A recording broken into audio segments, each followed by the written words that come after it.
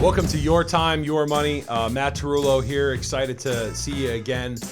Doing a couple burst sessions here. We wanted to get some important information out to you about the holidays and about some spending habits. And I'll tell you right now, it's not always going to be something that I do right away with somebody, or to be honest with you, even at all when it comes to credit card habits and spending habits.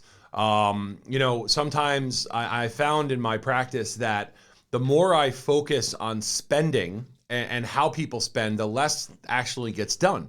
So I want to dive right into credit cards and using credit cards appropriately for individuals, and just talk a little bit about maybe good choices and some insulation pieces you can do. So the Esley Group, Your Time, Your Money. You can find us at yourtimeyourmoney.net for your net worth. Please don't forget to like, share, and subscribe. I forgot to say that in the last one, but never going to forget that again. So let's get right into it here. Credit cards and the holidays. It's so easy around the holidays to start racking up that credit card debt, right? And what happens is most times as advisors, we see this in January, February is when we're getting a lot of those phone calls to, hey, I need some money. Hey, I got to liquidate some cash because I have this just overwhelming credit card bill. And I think that becomes a problem when there's a situation or an emergency you can't expect, right? You need to repair your car. You need to repair a boiler. Your roof is leaking. And on top of that, you've just put $2,000 to $3,000 in credit card debt on your back because of the holidays. So there's three little tricks of the trade that I've kind of found personally for my own, self, and then I've helped people with over time is, number one, especially in the beginning of the year, January, February, March, have a savings account for the holidays. Start to build that savings account early on.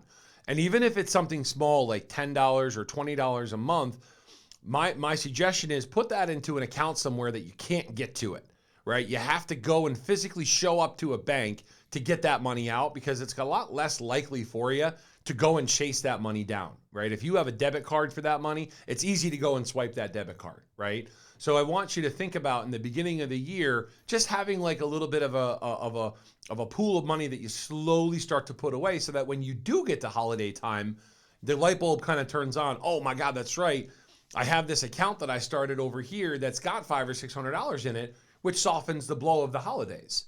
Another piece with credit cards is pay them off right away, right? If you can, try not to let that balance build up, because if you do end up having to pay the interest on that balance, it's painful.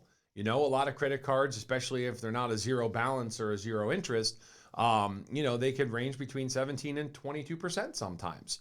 So it's important that you pay your credit cards down as fast as possible. And even if you pay them a couple times a month, it's okay. Just again, that's going to help you kind of build your budget. And I mean, that's where I think Adam on our team does it the best, where he gets into that real deep budget conversation.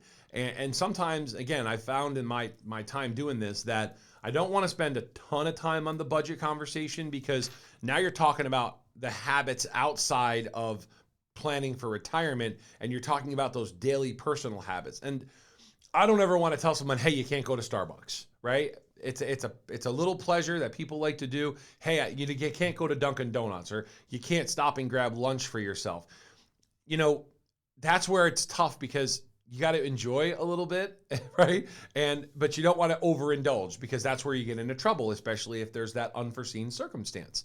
But don't get me wrong. I like to make sure people have a budget. I will go, one step further on the credit card conversation, in the sense of use a budget calculator. And sometimes people prefer an app on their phone, or, Google Sheets, where themselves and their significant other can go in and say, okay, here's our inflow, here's our outflow, here's what we can afford to put on our credit card once a month, right? Or through the course of the month. Here's how much we can afford to pay, with the potential for an emergency, right? An emergency fund.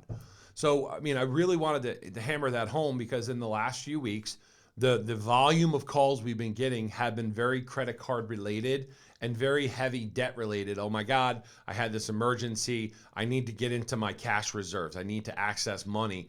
And that's a really tough situation, because now the current choices are affecting the future you. And current you is always going to have that dominance over future you, because these problems need to be solved now. So it's something that planning ahead, I think, is a critical piece, and not letting a credit card get up over $3,000 or $4,000 if you can help it is a very smart thing to do. But again, that goes back to budgeting and really, really sophisticated habits on your part, where yes, pinching pennies, don't want you to think about it that way, but I want you to think about it as a daily activity. If I do go to Starbucks every day and spend $8, right? How much does it cost for a week? Well, it's 40, right? 5 times 8. How much does it cost for a month? Right? Oh my God, that's $240 a month if I'm going, every single day. Well, how much does it cost for the whole year? Well, now we're talking almost $3,000 to go to Starbucks every day for the whole year. How much is it to brew a pot of coffee and then pour it into a travel mug? Maybe $500 for the whole year. That's $2,500 in savings.